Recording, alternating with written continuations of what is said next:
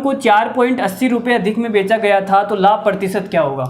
तो मान लेते हैं कि वस्तु की जो सीपी है वो 100% है। मानना क्या भाई, सीपी तो 100% ही होती है, लेकिन आप बोल रहे हो कि 20% की हानि हो रही है। मैंने इसको किसी में बेचा, कुछ फिक्स वैल्यू में बेचा, तो मुझे 20% की हानि हो गई। तो आप बोलोगे सर आपने 80% में बेचा था इसको। 20% की हानि पर बेचने का मतलब है कि मैंने इसको कितने में बेचा, 80% में बेचा। फिर आगे ये बोल रहा है, आगे ये क्या बोल रहा है कि अगर मैं इसको 12 रुपये अधिक में बेचता, अगर मैं इसको 12 रुपये अधिक में बेचता तो मुझे 30% का लाभ हो जाता। 30% का लाभ का मतलब है कि आपने कितने में बेचा, 130% में बेचा। तो 80% से यहाँ तक का जो सफ़र है वो 12 रुपये का है। यहाँ से यहाँ तक का जो सफ़र है वो 12 रुपये का है। आप देख सकते हैं ये सफ़र कितना है, 50%। 80% से 130% का जो सफ़र है वो 50% है। और अगर रुपयों के अंदर बात करें तो वो 12 रुपये का है। तो आप बोल सकते हैं कि 50% की वैल्यू 12 रुपये है या फिर 12 रुपये की वैल्यू 50% है। कुछ भी बोल सकते हैं, आपकी मर्ज़ी है। तो आप ये बोल सकते हैं 50% की वैल्यू 12 रुपये है, 12 रुपये की वैल्यू 50% है। दोनों आपस में क्या है, बराबर है। लेकिन सवाल में हमसे पूछा है, क्या पूछा है, 4.80 रुपये।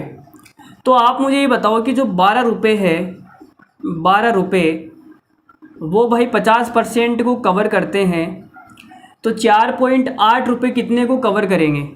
तो आप बोलोगे सर 4.8 निकालना है, 12 चौक 48 होता है। तो 12 चौक 48 होता है। अगर मैं इसको 4 से मल्टीप्लाई कर दूँ, 4 से मल्टीप्लाई कर दूँ तो ये कितना हो जाएगा, 48 रुपये कवर करेंगे 200% को। ठीक है, लेकिन हमें 4.8 निकालना है, मतलब पॉइंट लगानी है। तो भाई पॉइंट लगा देते हैं। तो 4.8 रुपये किसको कवर करेंगे, 20% को। ठीक है भाई, 20% को कवर करेंगे ना, सही बात है ना, 10 से भाग दे दिया दोनों तरफ। तो जो 4.8 रुपये है वो 20% को कवर करेंगे। तो अगर आप देखो, चलो यही समझ लो, अगर मैं 4.8 रुपये अधिक में बेचूंगा, 4.8 रुपये अधिक में बेचूंगा तो वो 20% को कवर करेंगे।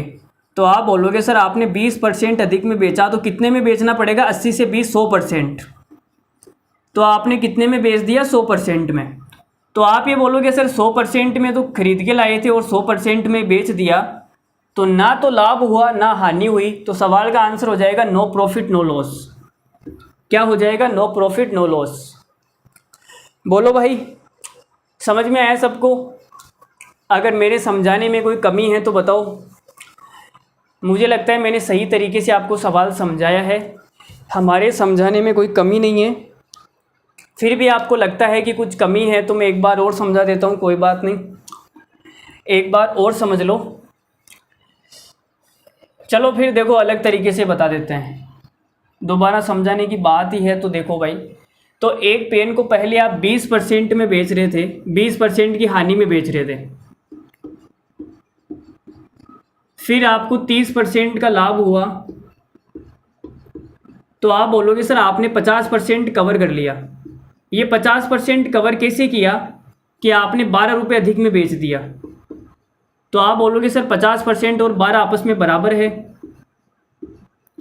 कोई दिक्कत नहीं है, ठीक है। लेकिन आप ये बोल रहे हो कि मैं इसको 4.8 रुपये अधिक में बेचूंगा। कितने में बेचूंगा, 4.8 रुपये अधिक। तो 4.8 तो यहीं आएगा भाई, 12 रुपये तो यहाँ से यहाँ तक का है ना, तो 4.8 तो यहाँ से यहीं आएगा ना, 4.8 में बेचोगे आप। ठीक है, तो 50% 12 के बराबर है, तो 4.8 किसके बराबर आएगा, तो यहाँ से आप निकाल सकते हैं। कैसे निकालोगे बताओ।